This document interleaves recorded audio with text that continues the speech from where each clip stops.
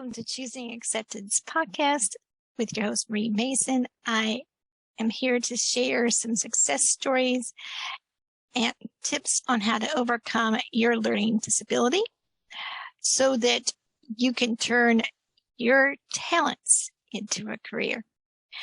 And I love to inspire children and parents and teachers with learning disabilities to go beyond their limits so that they can make a bigger impact in the world. Schedule a call to become a guest on our show at calendly.com/Marie V. Mason.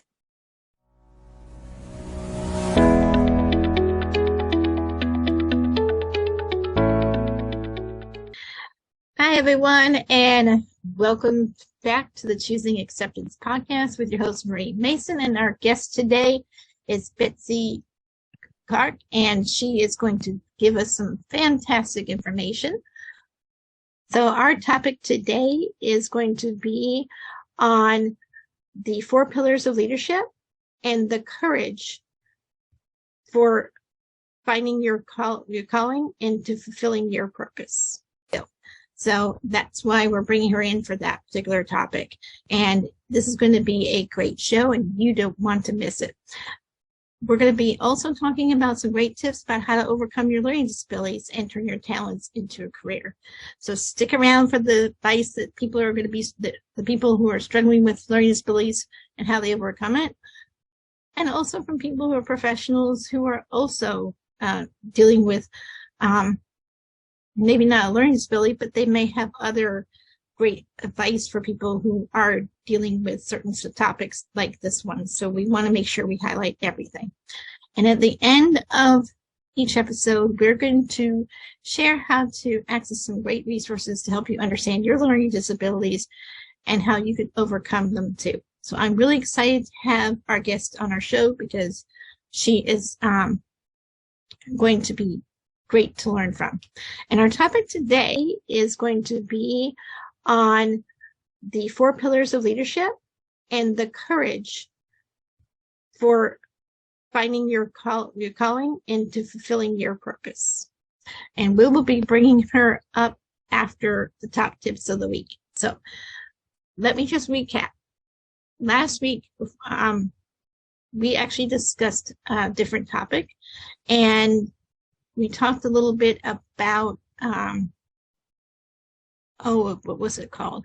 We talked about how we can recognize the signs for autism, and we also helped talk about a totally different topic and had a great speaker last week, and I will share that information in the YouTube channel for you. So this week, we're going to be talking more about what is the definition of attention deficit hyperactive disorder, which is also known as ADHD, and also what is the difference between ADHD and a learning disability, because they're not the same thing.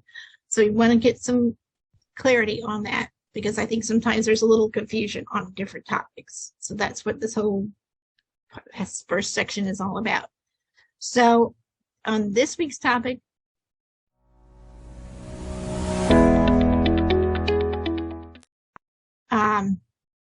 the definition of ADHD is really a common neural development disorder that affects both children and adults, and is characterized by difficulty with focus, impulsivity, and also hyperactivity, and is also commonly misunderstood, I believe.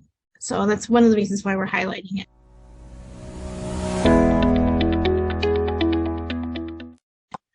Now, ADHD versus learning disability. Let's get some clarity on that.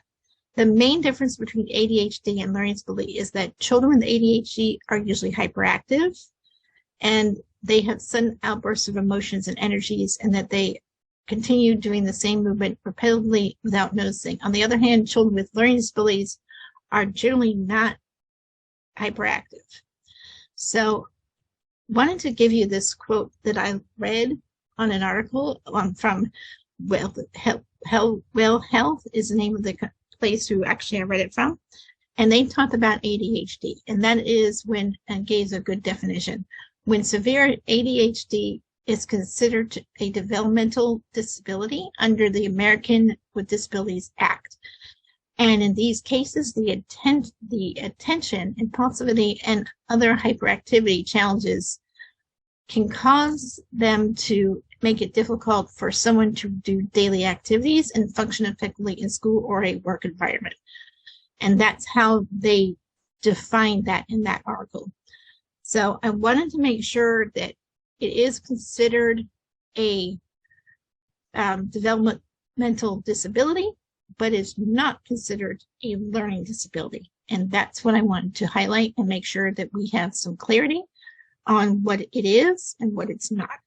So before I bring up our guest today, here's a word from our sponsor, and we'll take a short commercial break, and we will see you in the next section of our show.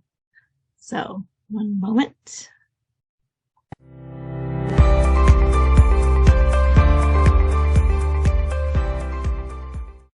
Meet Marie Mason from Charlottesville, Virginia.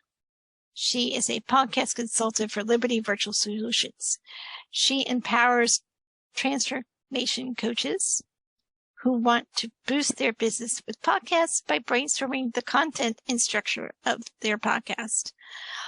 Our proven podcast roadmap will help you to develop a strategy for launching your podcast so that you can grow your business. Rebring your podcast to life at libertyvirtualsolutions.com.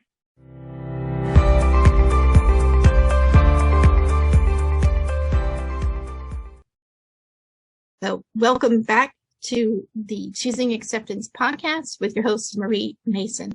And our guest today is Betsy Clark, and I'm super excited to have her share. And she is a professional training and transformation coach, and especially in mindset. And she also has a background in certified strength coach, which I'm kind of curious about that. I mean, we'll talk about that at the end of the show. But our topic today is going to be on the 4 pillars of leadership and the courage for finding your calling and to fulfilling your purpose. And that to give everybody hope for finding that right career path and finding their right focus in their life. So welcome. I'm super excited to have you here, Betsy, because they don't have to listen to me talk the whole time. Thank you for having me today. Oh, it's been a real pleasure. And I really appreciate you coming right before the Christmas holidays when we're all crazy busy. So, we make time for the things that matter, and this matters. I appreciate that. And having your voice is going to be very impactful. So it's always appreciated to have that existence. And I'm always wanting to give people a voice on our podcast. So that's what it's about.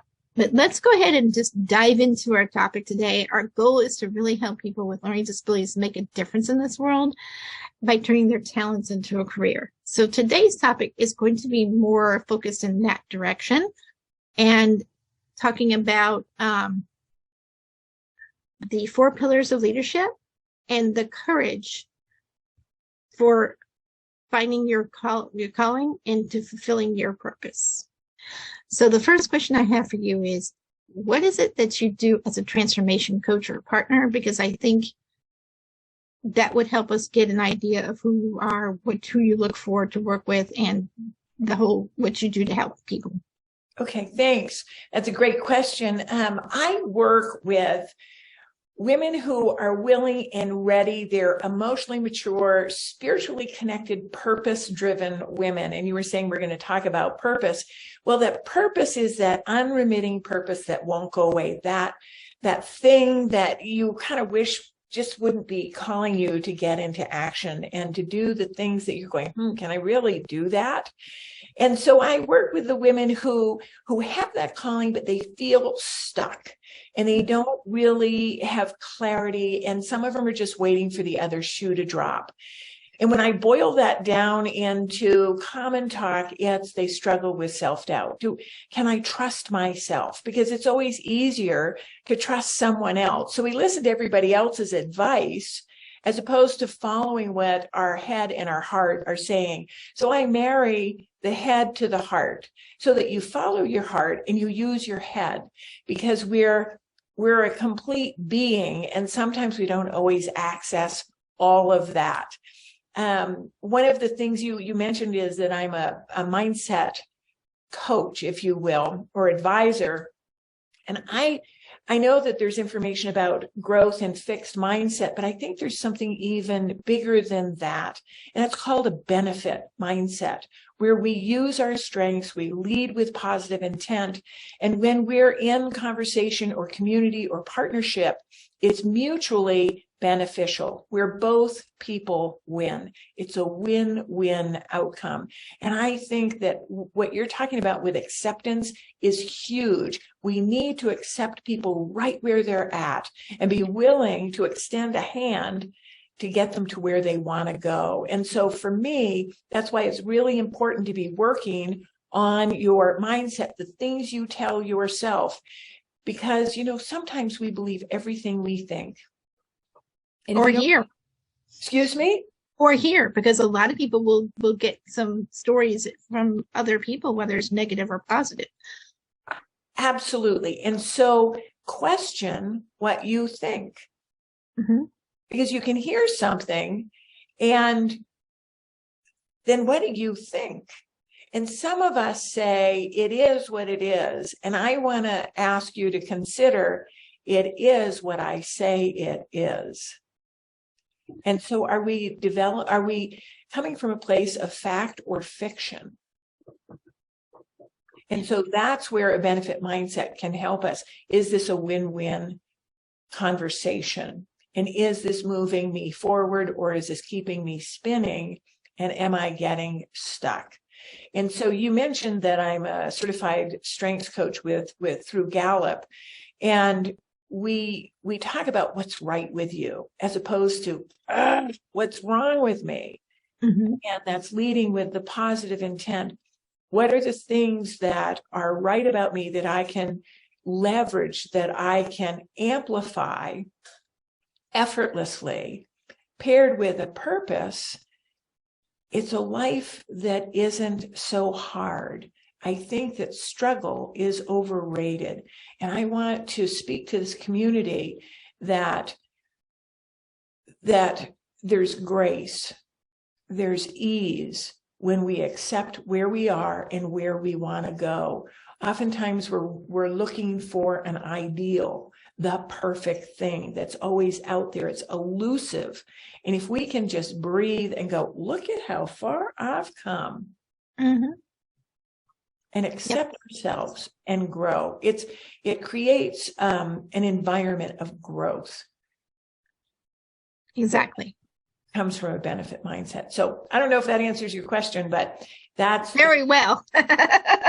It's all about freeing those limiting beliefs and that inner dialogue that they hear in their heads or hear from other people, as well-meaning or intentional as they are.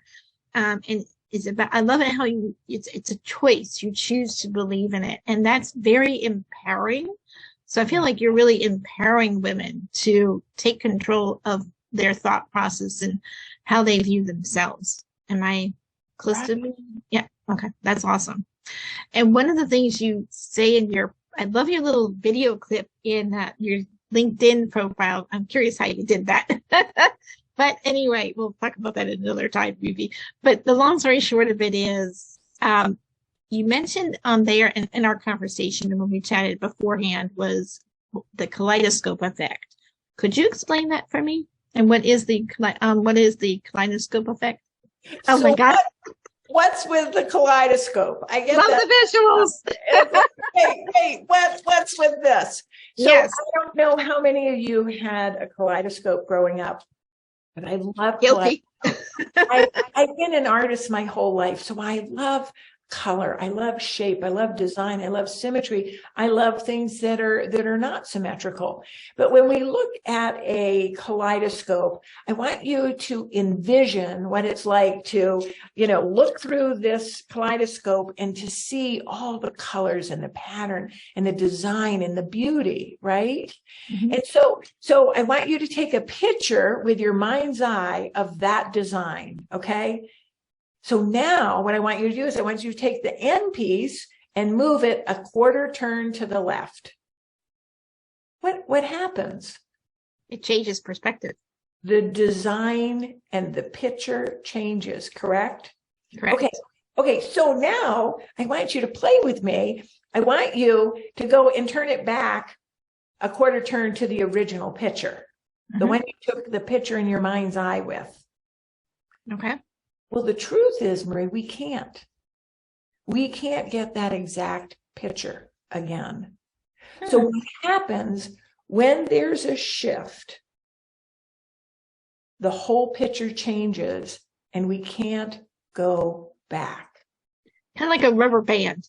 When you stretch a rubber band, once you stretch it, it doesn't go back to its original dimensions. So that's sort of what you're trying to say as well, I think. So what that means to us is when we have an awareness. So I'm thinking this way, and I get an awareness, there's a shift in my mindset. And with that new information, with that shift, I can't go back to that old way of thinking. So that to me is organic growth. So what are we paying attention to? We need to mind our mind. We have to be mindful. And so we have to put the emphasis on the right syllable. Are we always thinking about the things that are wrong with me? I mean, I have a litany of things that I could spend my whole life talking about that are wrong with me. It's as long as my arm. Yep. But it's not helpful. Exactly.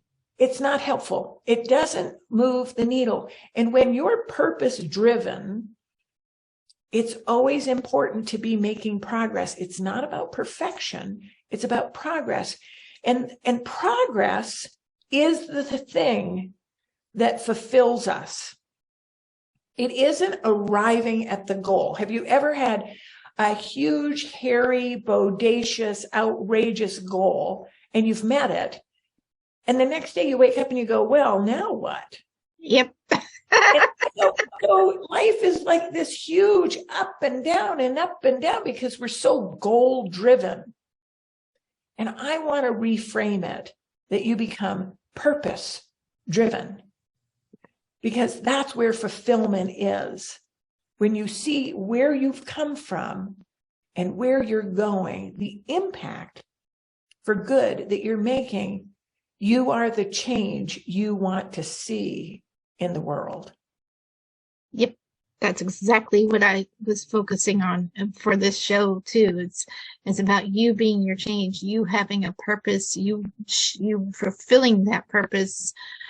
And it's not about just arriving. It's about being an ongoing change maker. It's about all focusing on constantly growing yourselves and constantly helping others to do the same.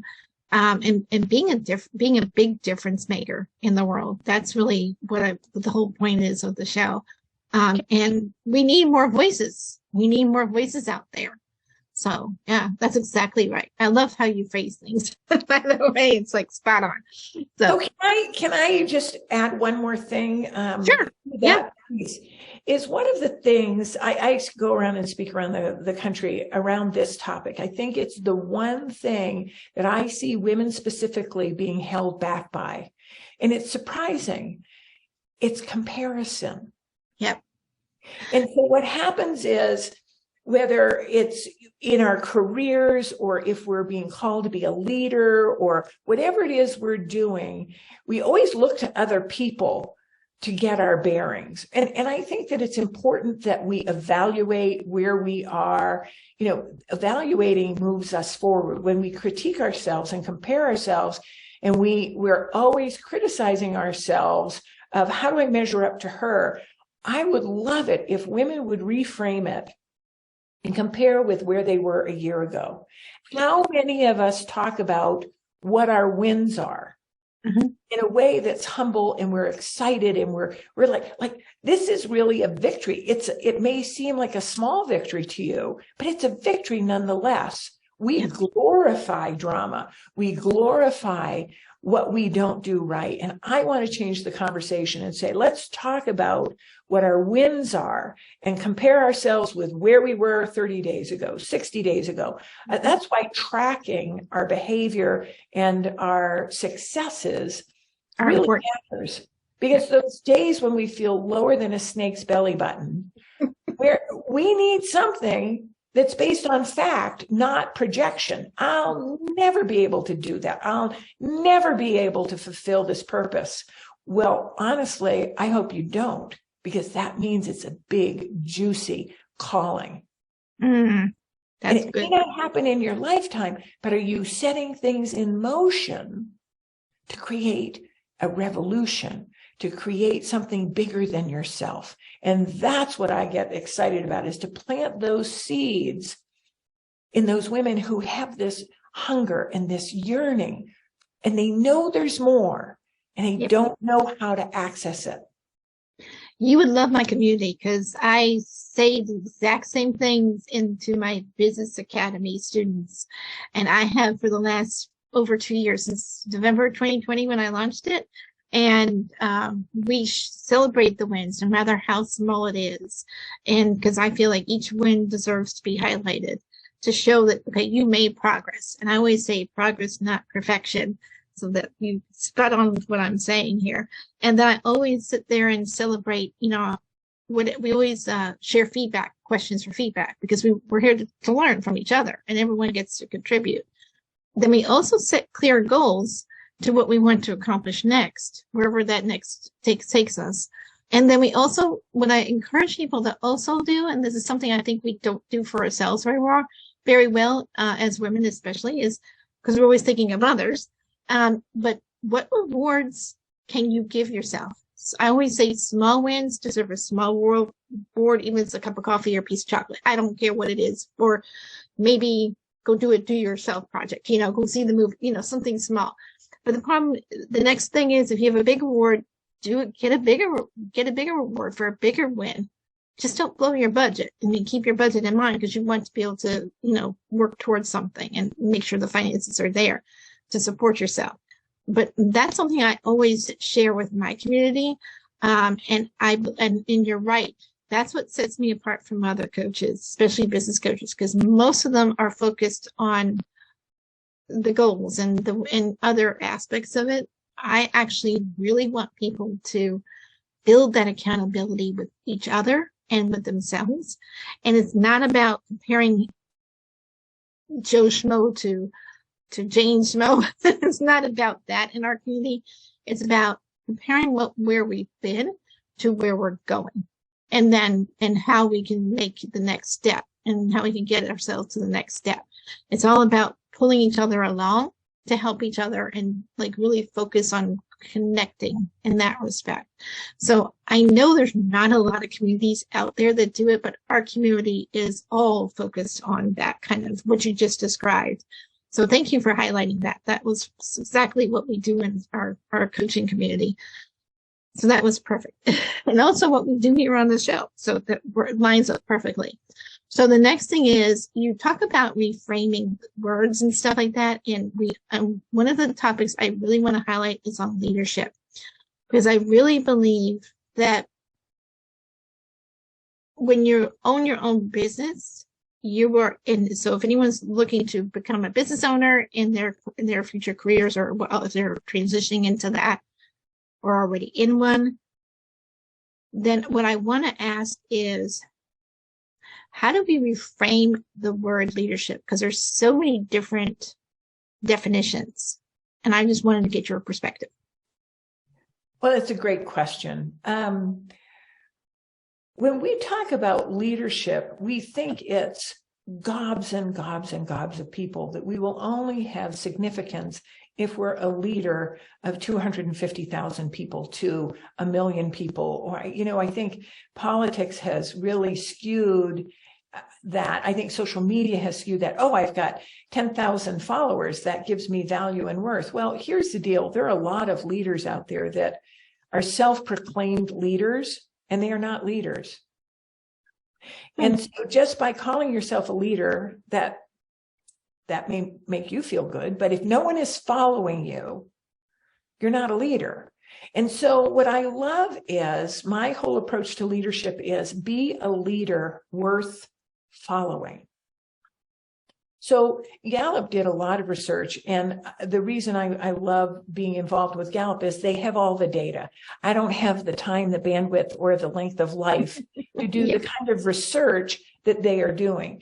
And they polled 10,000 people, and they said, what are the attributes and qualities of leaders that are good? Because the three most influential leaders are Mao, Stalin, and Hitler. And those are not leaders that I want to emulate, right? No way. So it's leaders that lead with positive intent.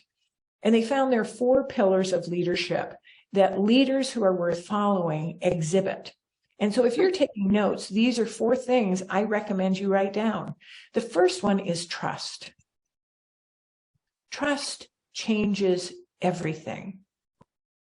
The second one is stability. The third one is compassion.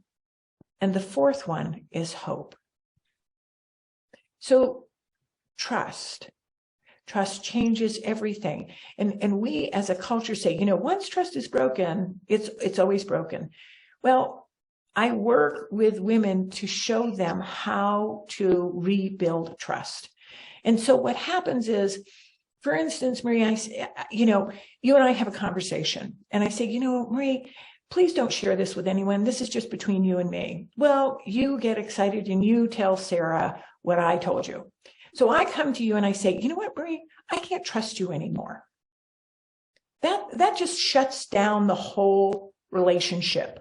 But what if I came to you and said, Marie, I need to clarify something. I shared some information with you, and I felt like you broke a confidence with me.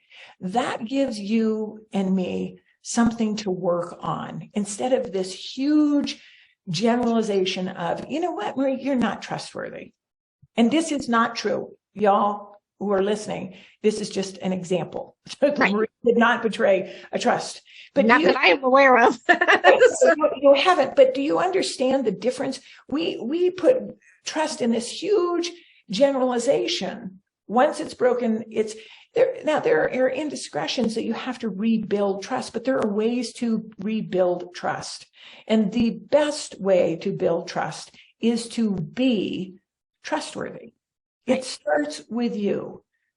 So compassion says, you know what, Marie, I understand you're struggling. I see that. How can I support you in this? How can I stand with you?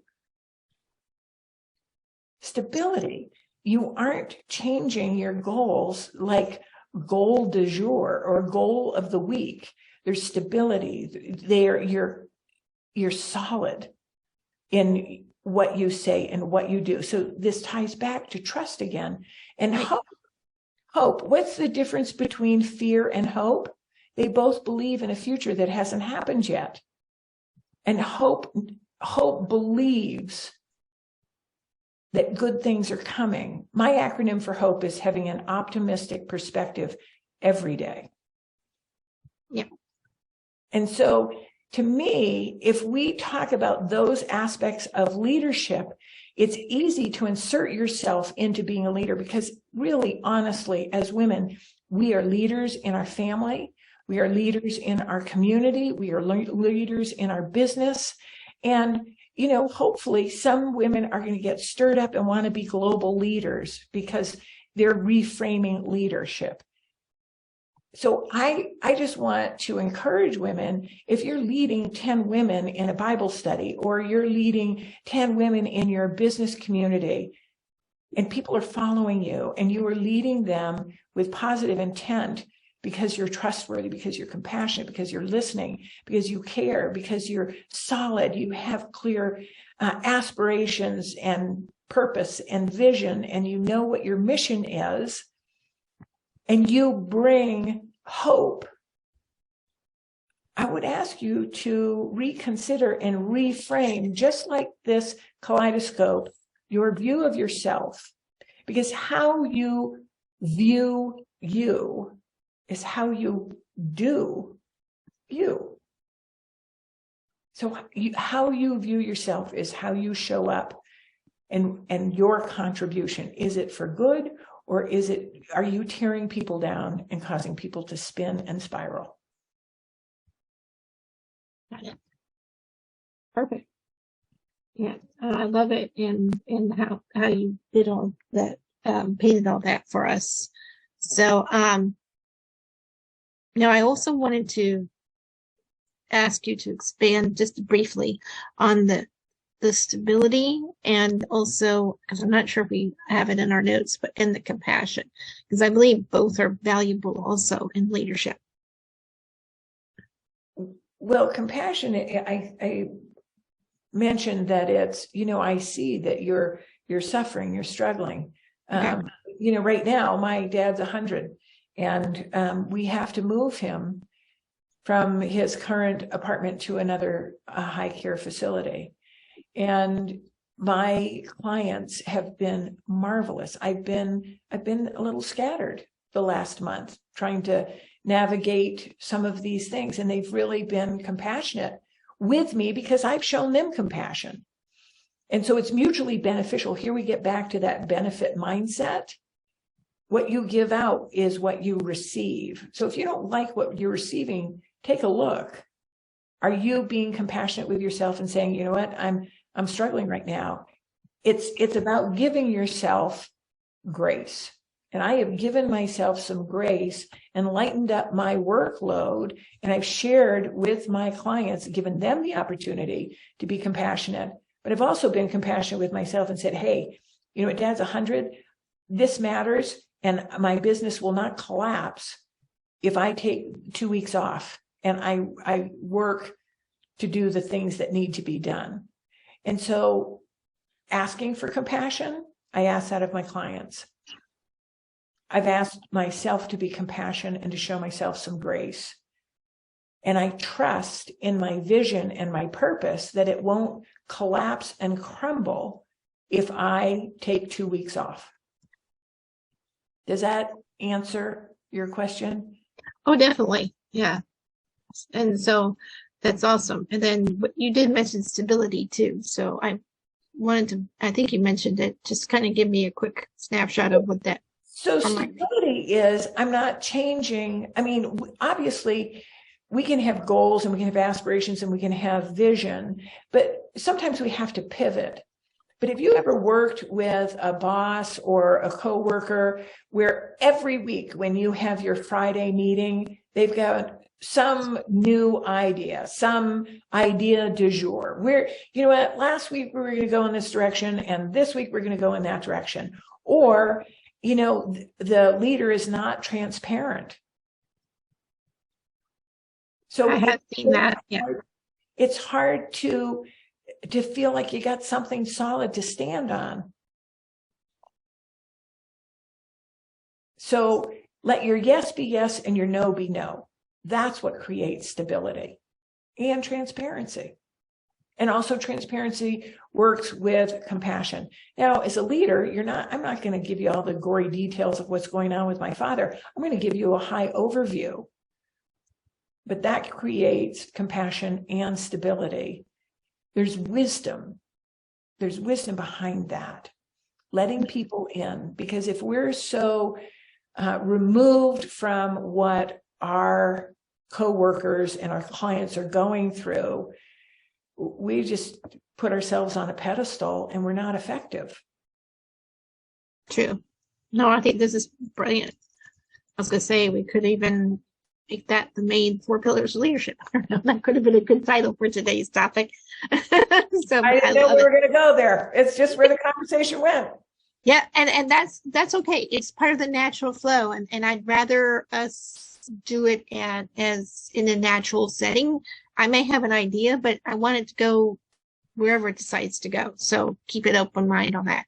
So I've got a couple more questions and then we'll do you have a special gift for our audience and then we'll do a wrap up. So really quickly,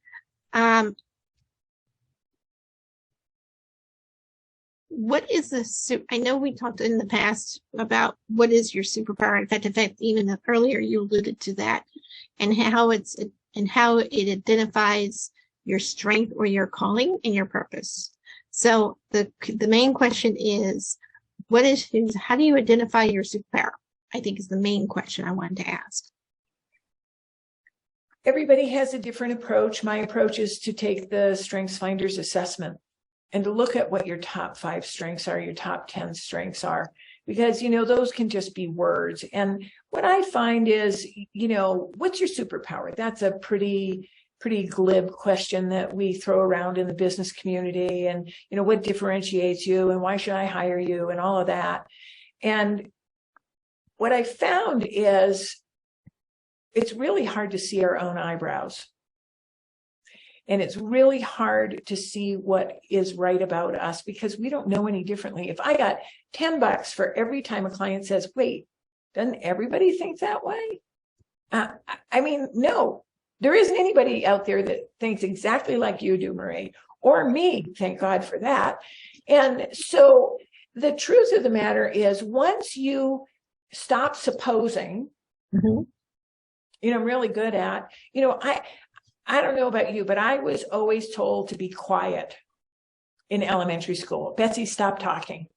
Stop talking. Stop talking. And so that was weaponized against me. And so I'm just going, you know what? I'm a chatterbox. I can't control my tongue, all that sort of stuff. Well, the truth of the matter is when I took the strengths assessment, I realized that one of my things in life that just excites me and I'm really good at is talking to strangers. And I win others over. So they call it woo. Okay. So I'm high in woo. I can win others over. I love to influence people. I love to talk to people. And so what was weaponized against me of you talk too much, I now have reframed like that kaleidoscope. And I realize it's my power and my cutting edge. So why do you think I'm a speaker? Yeah. Why do you think I love doing podcasts? Because I'm high in communication and I'm high in woo. So I have words around my strengths so that I'm able to articulate to the people that I long to influence, to the people I long to work with, to the people that I live with. I can tell them this is my strength. This is what I bring to the table. And in addition to that, this is what I need. And I don't have to apologize and feel like I'm high maintenance or needy. This is what I need to be fully expressed, unfettered, and alive. Love it. Because I was the same way growing up. And you know what I used to tell them? Even by the time I was 12 years old, I would say this. I told them one day, I said, they used to sit there and call me a chatterbox, and I needed to because it was back in the 70s, children were seen and not heard, and that was how I was raised too. So I would sit there and turn to them and politely say, one day I'm going to be paid to talk. Yeah. Yeah. There you go. So we all know our strengths. And I wouldn't let their negative little mouths control my thought processes, even as a kid, because I'm really like, I always went above and beyond the status quo. I never believed in that nonsense. I never felt, I had my self-image issues, but it wasn't always about how I viewed myself in some ways because I felt stronger than that. And I think having a learning disability and dealing with overcoming obstacles all the time, growing up from speech problems to all sorts of stuff, I just built up this image of I don't want to listen to the people who are negative because a lot of it is sometimes they view things about themselves and they see that in me or the people that they're talking to. And I have learned that I don't have to listen to that. And I think that's what it is you're trying to explain too. We don't have to listen to that negative. We can flip that around and make it our strength. Right. So I love it. Yeah. So the next question is, and I'm not sure if I'm going to do this, the one we were going to discuss because of time. So I'm going to skip that one and go into how do we leverage our strengths effortlessly. And I think that's a really good topic. So when we understand what our strengths are, we might feel like we're not good at something else. And when we really dive into what our strengths are and we pair them with another strength, it creates a combination, and it has a power of its own. And so, for instance, we'll use woo and we'll use communication, okay? Mm-hmm. It explains why I love to be a public speaker, because I have to share what I learned with people. Mm-hmm. And so woo is good and communication is good, but when you blend those two strengths together, it leverages them. It means it advances. We're able to, I guess amplify is really the word that keeps coming to me, is we're able to amplify. We're multifaceted. We aren't just one facet. We're like a diamond. And when we let the light come through all that multifacetedness, that's where our brilliance is. And so sometimes we just go, you know what? I'm high in communication. I'm going to have a radio show and that's it. And I'm never going to go out of my house. Well, then I'm not expressing other aspects of who I am. And we're leaving money on the table. We're leaving missed opportunities are just piling up because we're not completely coming holistically, and we're just limiting ourselves. Well, I'm this. And that's where labels can really shut us down. Yeah. Exactly. And I'm all about redefining those labels. And about, like you said, reframing them, because I don't feel like we should be stuck thinking a certain way with regards to those labels, because the labels don't define who we are. That's my push, is that we don't have to let them define who we are. We get to choose. And that's really the focus. So that's spot on with what you just said. So I think this is the last question before we get to your offer, and then we'll go to the close of the show. But I think you mentioned this earlier on, so I wanted to touch on this on its own segment, but how do we fulfill a purpose as a leader?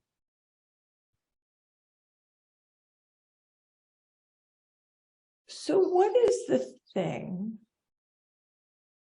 that doesn't go away? Are you asking me, or is that a rhetorical question? Your audience. I'm asking, I played athletics, and I started playing competitive tennis when I was in elementary school. Oh. And I've always been in a team environment, and I always ended up being called the captain and leading the group. And then I became an athletic coach, and I was a nutrition coach, and I was a color coach. And, it's always about encouraging people since the time I was 8 years old. And it's this thing that's in my spiritual DNA. I can't help myself. The joke is ABC, always be coaching. Betsy, you don't have to coach everybody all the time. My kids will say, hello, can I talk to you? And I go, do you want a mother or a coach? Because it's in my nature. Yeah. And so it's this thing that won't leave me. I've tried to do other things, and I always find myself in a coaching environment or role. And so what is that thing that fills you up, that gives you joy, that you would do it even if you weren't paid? Then figure out, how can you lead people in a way where there's trust, compassion, stability, and hope, to create something that's good, that scratches the itch of the people you want to impact. And so I have a formula where it's your strengths plus your values times action helps you to find your purpose. That's how I help my clients get really dialed in to what their purpose is and their reason for being. That's what purpose is. And so I never tell anyone what their purpose is, but I guide them in the process of excavating and peeling the layers back to get to what's really true for them, so that they can do you very well. You do you, I do me, and boy, does it ever work well. Yeah, agreed. So that's awesome. No, I love how you tied it all so perfectly. So, and you've got an extra little gift for our resource for our audience. Would you like to share that? And then we'll get ready to close out the show. I do. I have grace cards that you can get a grace card, and it's about loving, accepting, and forgiving yourself. And the truth of the matter is, people understand the love part. They're working on the acceptance, but forgiveness. And the best definition I've ever heard of forgiveness is Richard Rohr's definition. And he said, letting go of the past you wish you'd had. And so, I give these grace cards out liberally. The one thing is, you could go to my website and you can fill out your mailing address, because these are little cards that you can put in your wallet, or you can put in your bathroom mirror, or on the monitor of your computer. And I will mail these to you as a gift. And I have 2 other cards that I will throw in as well. And there's also another one that this is really fun. It's a sticker that you can put on your water bottle, or on your mirror, and your computer, whatever, your phone. But it's be true to you. Be true to you. There is no one like you. Dr. Seuss has a great poem about it. Shakespeare said, to thine own self be true. And when we meet people and they get a wonky vibe, a lot of it is because we're not being authentic. We're not being true to ourselves. So I'm inviting you to be true to you, because there's no one else like you.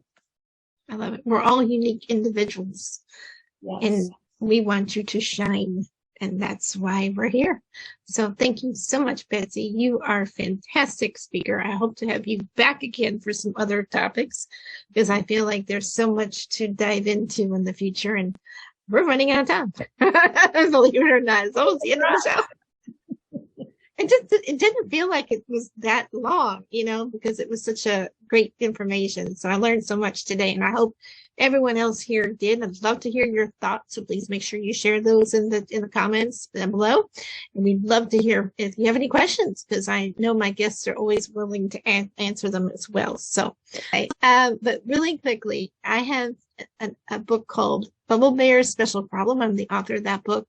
And it all is about destigmatizing learning disabilities in order to provide a better understanding of what their learning process is. Because we all think and learn in different ways. And it also helps children to overcome the fears of learning disabilities, so that they can contribute their talents by bringing awareness of how children should be treated in and out of the classroom. Because we're all focused about treating sharing your talents. And when you're in school, you're going to be sharing your talents in different ways. But when you're out in the real world and you're focusing on a career path, those talents that you discovered as a child, or even as an adult, can be turned into a career. So the book is really there to help you, just bring awareness to all of those special aspects about being a learning disability. Because my goal is, I don't want you to feel like it's a problem, because it's not really a problem. It's an asset, and it's a gift. So that's the whole point of the book. And that's the whole point of the podcast is what you may think of as a problem, it's really an asset. So I want to say thank you so much for Betsy Clark for being a wonderful guest on our show today. And like I said, I would love to have you back. And we shared some great valuable tips on how to grow our audiences on the inside, and also helping them to grow as a business owners, and as well as a person. So that topic for today was called the 4 pillars of leadership and the courage for finding your calling and to fulfilling your purpose.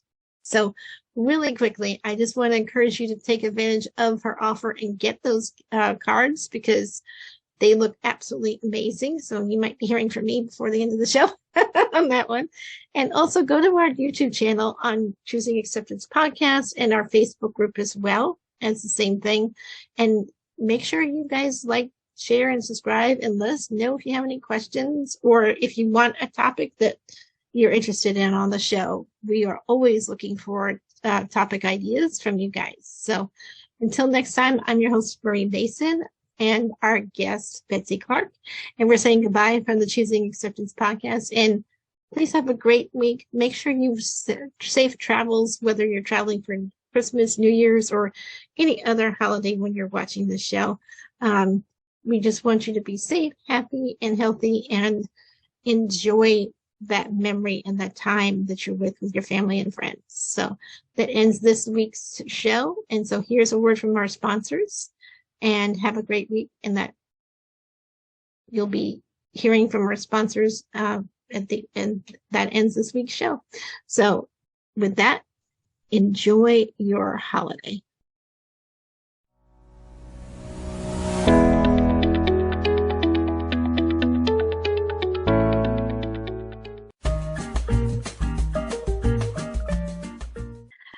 My name is Marie Mason. I am the author of Bubble Bear Special Problem.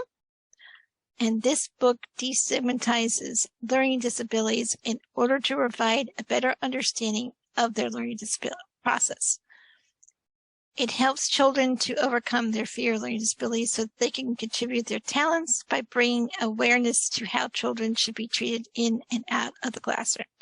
If you would like more to learn about this book, then go to Amazon.com and check out Bubble Bear Special Problem by Marie Mason.